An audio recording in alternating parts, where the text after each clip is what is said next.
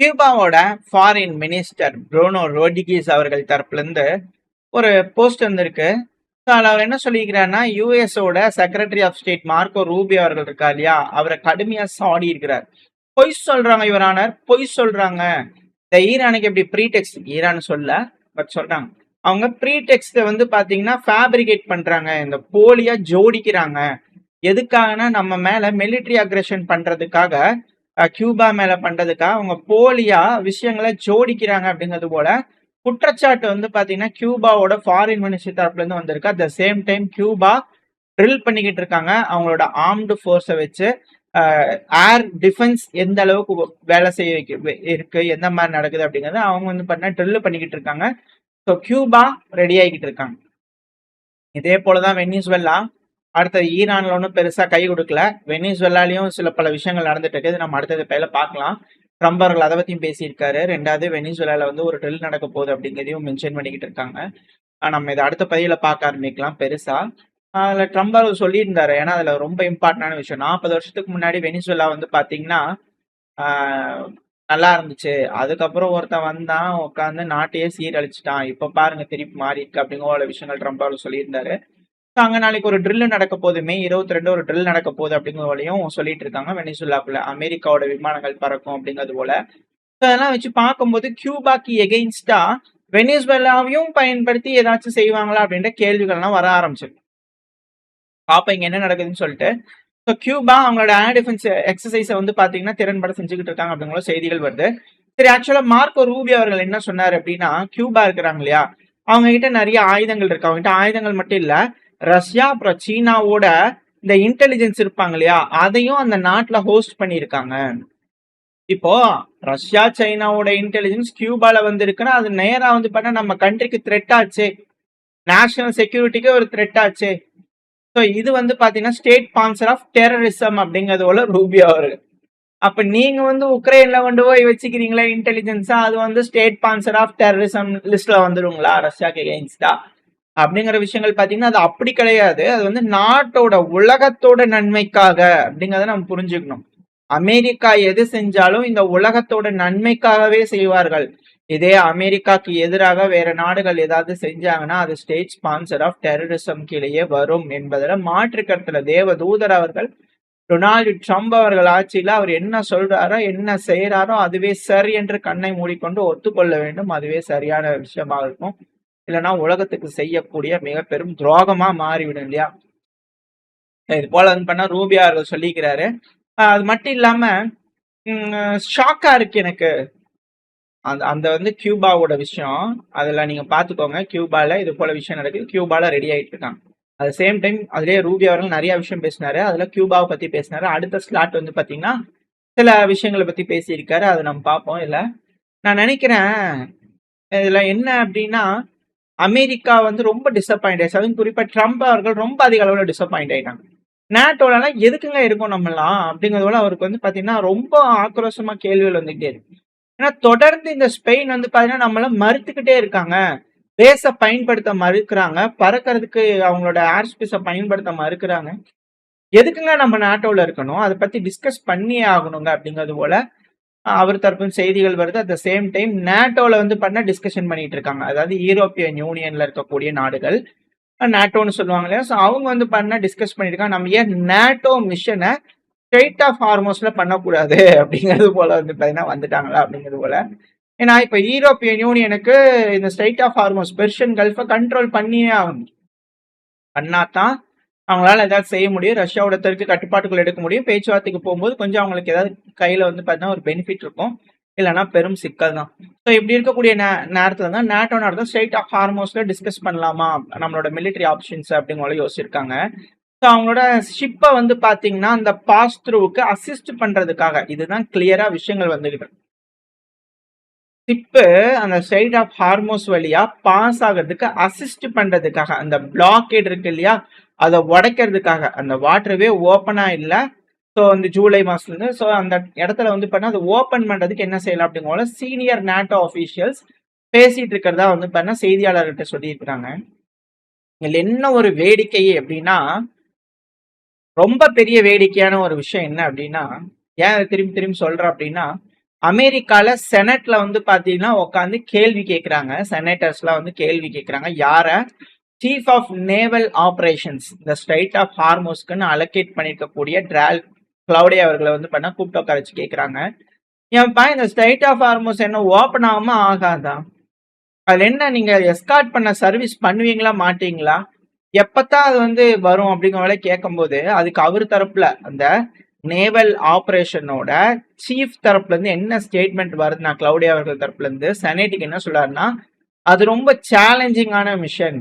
அதுவும் இது போல நேரோ ஸ்ட்ரைட்ல வந்து நீங்க எஸ்கார்ட் பண்றது, கண்டஸ்டட் ஏரியால நீங்க எஸ்கார்ட் பண்றதுங்கிறது ரொம்ப சேலஞ்சிங்கான மிஷன். எஸ்கார்ட் சர்வீஸை ப்ரொவைட் பண்றது அப்படிங்கிறது வந்து பாத்தீங்கன்னா மிலிட்ரி ஆப்ஷன்ஸ்ல எக்ஸீட் ஆயிரும் கெப்பாசிட்டிஸ் எல்லாமே.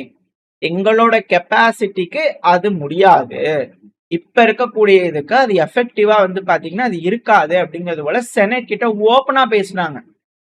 ஸோ நேவல் பிளாக்கேட அமெரிக்கானாலேயே the beautiful most beautiful super top notch ஆன ஆயுதம் கப்பல்கள் இருக்கக்கூடிய ஃபிளீட் இருக்கக்கூடிய அமெரிக்கானாலேயே ஸ்ட்ரைட் ஆஃப் ஹார்மோஸ்ல எஸ்கார்ட் பண்ண முடியாதுன்னு சொன்னாங்க. எப்படி நாட்டோ நாடுகள்ல இணைஞ்சு எஸ்கார்ட் பண்ணுவாங்க அப்படிங்கிறது தெரியல. இதுல இருக்கக்கூடிய அந்த ஃபாலோ அப்ஸ் இதெல்லாம் வச்சு பார்க்கும்போது உலகத்துல இருக்கக்கூடிய பல நாடுகளும் யுத்தத்துல இறங்குவாங்களா இந்த குளோபல் கான்ஃபிளிக்ஸ் அப்படின்னு சொல்லிட்டு இருக்கோம் இல்லையா. கியூபா மேல அமெரிக்கா தாக்குறதும் அமெரிக்கா மேல கியூபா தாக்குறதும் வேணா இதுக்கு முந்தின பதிவு நீங்க பாத்துட்டீங்கன்னா தெரிஞ்சிருக்கும். அமெரிக்கா கிட்ட லிட்டரலா அதிகப்படியான டிஃபென்சிவ் ஆயுதங்கள் தீர்ந்துடுச்சு ஈரானுக்கு எகெயின்ஸ்ட் அப்படிங்கிறது போல. இப்ப இருக்கிறது அவங்கள டிஃபெண்ட் பண்ணிக்கிறதுக்காக வேணும். ஏன்னா இப்ப கியூபா கூட போறாங்க அப்படின்னா கியூபால இருந்து ஒரு மிசைல் லான்ச் பண்றாங்க, ட்ரோன்களை லான்ச் பண்றாங்க, ஈரான் மாதிரி அனுப்புறாங்க அப்படின்னா தடுக்கிறதுக்கு அவங்களுக்கு இன்டர்செப்டார்ஸ் வேணும். அதை அவங்க கிட்ட வச்சுக்குவாங்களா இல்ல அதெல்லாம் தூக்கி தூக்கி வந்து பண்ண கொடுத்துருவாங்களா அப்படின்ற கேள்விகள் இருக்கு. ஸோ இது டைரக்டா அமெரிக்காவுக்கே இழப்புகள் ஏற்படும் அப்படிங்கும் போது அங்க பெரும் சர்ச்சைகள் ஏற்படும், பெரும் பிரச்சனைகள் வந்துடும். அமெரிக்கால இழப்புகள் அமெரிக்காவோட தெருக்க பலி கொடுக்க தயங்கலையா அப்படிங்கிற கேள்விகள்லாம் வர ஆரம்பிச்சிருச்சு. ஸோ ஒரு சைடு அமெரிக்கா பல யுத்தங்களுக்கு ரெடி ஆயிட்டு இருக்கு. At same time European union என்ன பண்ணலாம் அப்படிங்கிறதுக்கான வேலைகளை பார்த்துக்கிட்டு இருக்காங்க. நம்ம இருந்து என்ன பண்றது, யாருக்கு பண்றது அப்படிங்கிற அவங்க ஒரு சைடு பார்த்துட்டு இருக்காங்க. ஏன்னா இந்த இடத்துல அவங்களுக்கு ஏகப்பட்ட விஷயங்கள் கருத்து வேறுபாடுகள் இருக்கு. அதுவும் குறிப்பா நாட்டோ நாடுகள் அப்படிங்கும்போது யூரோப்பியன் சேர்ந்து தானே வராங்க. அவங்க வந்து பண்ண இந்த இடத்துல ஈரானுக்கு எகெயின்ஸ்டா களமிறங்குவாங்களா அப்படின்ற கேள்விகள் வருது இல்லையா.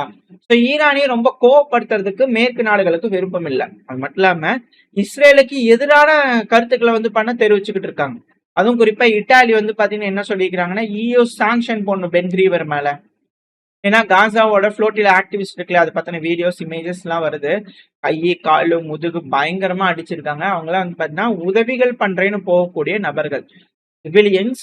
ஒரு நாட்டுல இருந்து இன்னொரு நாடு கஷ்டப்படுது அப்படிங்கிறதுக்காக உதவி பொருட்களை எடுத்துட்டு போற நபர்களை ரொம்படியா பிடிச்சு அவங்கள பயங்கரமா அடிச்சிருக்காங்க அப்படிங்கிறதா இது இருக்கக்கூடிய பாயிண்ட். ஸோ இதை வந்து பண்ண இட்டாலியில வந்து கடுமையா கண்டனம் தெரிவிச்சிருக்கிறாங்க.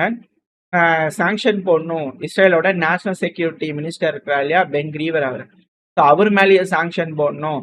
அந்த ஆக்டிவிஸ்டை பிடிக்கும் போது வந்து பாத்தீங்கன்னா காலை வச்சு இது பண்றது, ரொம்ப இறுக்கி பிடிக்கிறது, தலையை வந்து பாத்தீங்கன்னா ரொம்ப ப்ரெஷர் கொடுக்கறது அவங்க முட்டியை வச்சு அப்படிங்கிறது போல பல்வேறு விஷயங்கள் வந்து அவங்க சொல்லியிருக்கிறாங்க. அதுவும் இன்டர்நேஷனல் வாட்டர்ஸ்ல ஒரு கான்வாய் போது அதை சீஸ் பண்ணியிருக்காங்க. இஸ்ரேலோட வாட்டர்ஸுக்கு போனாதானே அவங்க பிடிக்க முடியும், இன்டர்நேஷனல் வாட்டர்ஸ்ல அவங்க ஏன் வந்து பண்றாங்க அப்படிங்கிறது போல பேச்சுக்கான சீஸ்ஃபயர் போட்டிருக்கு. அந்த இடத்துல இருக்கா அப்போ உதவி பொருட்கள் கொடுக்கணும்ல அப்படிங்கிறது போல அந்த பிளாக்கேட உடைக்கிறதுக்காக ட்ரை பண்ணக்கூடிய நபர்களை இப்ப அதிகமா வந்து பண்ண வன்முறையில் இறங்கியிருக்காங்களா இஸ்ரேல் அப்படின்ற கேள்விகள் இருக்கு. இதை ஹைலைட் பண்ணி காட்டுறாங்க இட்டாலி. இட்டாலி, பிரான்ஸ் போன்ற நாடுகள்லாம் வந்து பாத்தீங்கன்னா ஈரானுக்கு எகெயின்ஸ்டாவும் இருக்கிற மாதிரியான மனப்பான்மை இல்லை. ஏன்னா அவங்களால எதுவுமே பண்ண முடியாம போயிடும். நாளைக்கு ஈரானுக்கு எகெயின்ஸ்டா பகைச்சுக்கிட்டாங்க அப்படின்னா வர்த்தகம் அப்படிங்கறது இங்க ஒரு பெரும் சிக்கலா மாறிடும் பெர்ஷியன் கல்ஃப் ரீஜன்ல. அது மேலும் வந்து பாத்தீங்கன்னா கேஸ் ஆயில வந்து பாத்தீங்கன்னா ரஷ்யாவை நம்பி இருக்கக்கூடிய கட்டாயத்துக்கு தள்ளப்படும். இதுல ஒரு சிறப்பான செய்தி என்னன்னா பிரிட்டன் இருக்காங்க இல்லையா UK, ஸோ அவங்க வந்து நம்ம ரஷ்யா மேல சாங்ஷன் போட்டிருக்கோம்ல அதை எடுத்துடலாமா யோசிக்கலாமா அவங்களும் யோசிச்சுட்டு இருக்காங்களாம். இப்போ கைகள்ல என்ன ஆயிருக்கிறது, ரத்தமா கழிவுகளா அப்படிங்கறத கேட்பாங்களா அப்படின்ற கேள்விகள் வருது. ரஷ்யா கிட்ட இருந்து எப்படிங்க வாங்குறீங்க நீங்க அப்படிங்கிற கேள்வி வரும் இல்லையா. கேள்விகள் நிறைய பேர் கேட்பாங்க இல்லையா பல அனலிஸ்ட் தரப்புல இருந்து. என்ன செய்ய போறாங்க அப்படிங்கிறது பார்க்கலாம். இதுல இன்னொரு சம்பவத்தையும் செய்யறாங்க. ரஷ்யா கிட்ட இருந்து ஆயில் கேஸ் வேணும், அதுவும் சீப்பா வேணும். மத்த நாடுகள் யாரும் வாங்கக்கூடாது, ஆனா இவங்க மட்டும் வாங்கிக்குவாங்க. ஆனா ரஷ்யாவை போய் மிரட்டவும் செய்வாங்க. யூகேவோட உளவு பார்க்கக்கூடிய விமானம் வந்து பாத்தீங்கன்னா கருங்கடல்ல உளவு பார்த்துக்கிட்டு இருந்திருக்கு. வழக்கம் போல இதுக்கு முன்னாடி அமெரிக்கா பார்த்துட்டு இருந்தது, அது கொஞ்சம் பேச்சுவார்த்தையில் இருந்தது. ரஷ்யா அப்பவும் மிரட்டிட்டு இருந்தாங்க. ட்ரம்ப் அவர்கள் வந்ததுக்கு அப்புறம் ஒரு மாதிரி இருந்தது. இப்ப ட்ரம்ப் அவர்கள் அதுலலாம் வந்து கொஞ்சம் பின்வாங்குற மாதிரி இருக்கு இல்லையா?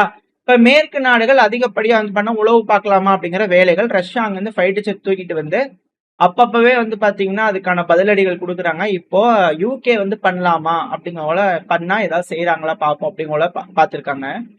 இந்த உளவு பார்க்கக்கூடிய விமானங்கள் தூக்குறாங்க அப்படின்னு டேக் ஆஃப் ஆகுன்னு தெரிஞ்சோடனே ரஷ்யாவோட ஃபைட்டர் ஜெட்ஸ் எடுத்துட்டாங்க.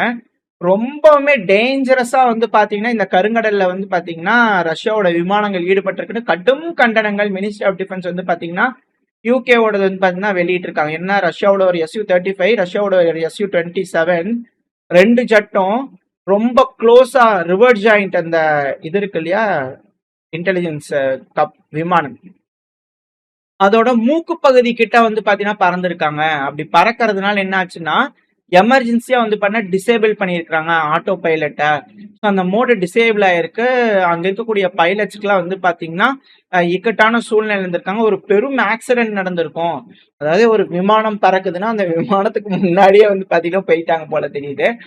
ஒருவேளை அந்த MQ-9 ரீப்பர் ட்ரோன் மேல அடிச்சாங்களா, பெட்ரோல் அடிச்சாங்களா, அது போல இது மேலே அடிச்சிடலான்னு பார்த்துருப்பாங்களோ அப்படின்னு கேள்விகள் இருக்கு. ஸோ இதுக்கு வந்து பாத்தீங்கன்னா ஜான் ஹேலி அவர்கள் இருக்காங்க இல்லையா, யூகேயோட டிஃபென்ஸ் மினிஸ்டர், பயங்கரமா அழுதாருன்னே சொல்லியிருக்காங்க சில நபர்கள், சில அனலிஸ்ட் தரப்பு கடும் கண்டனங்களை வந்து பாத்தீங்கன்னா ரெட் கார்ட்ஸ் கூட நிறைய வந்து பண்ண தூக்கி காமிச்சிக்கிறாரு யூகேயோட டிஃபென்ஸ் மினிஸ்ட்ரி. பட் ரஷ்யா இதை பத்தி துளியோட கண்டுக்க மாட்டாங்க. ரஷ்யா எல்லாத்துக்கும் தயாராகிட்டு இருக்கிறாங்க. ரஷ்யா வந்து பாத்தீங்கன்னா இதுக்கப்புறம் இந்த இடத்துல வந்தா பயங்கரமான தாக்குதல்கள் நடக்கும்.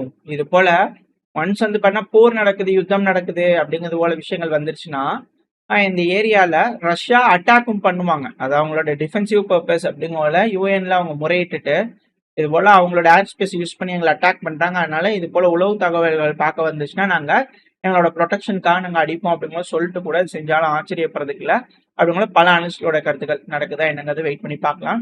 பட் இந்த இடத்துல யூகேக்கும் யூரோப்பியன் யூனியனுக்கும் ரஷ்யாவுக்கும் முட்டிக்குது. அதே நேரத்துல இவங்களுக்கு ஈரான் கிட்ட என்ன பண்றதுன்னு தெரியல. At the same time Cuba கிட்டையும் போயிருவாங்களான்னு ஒரு யோசனை இருக்கு.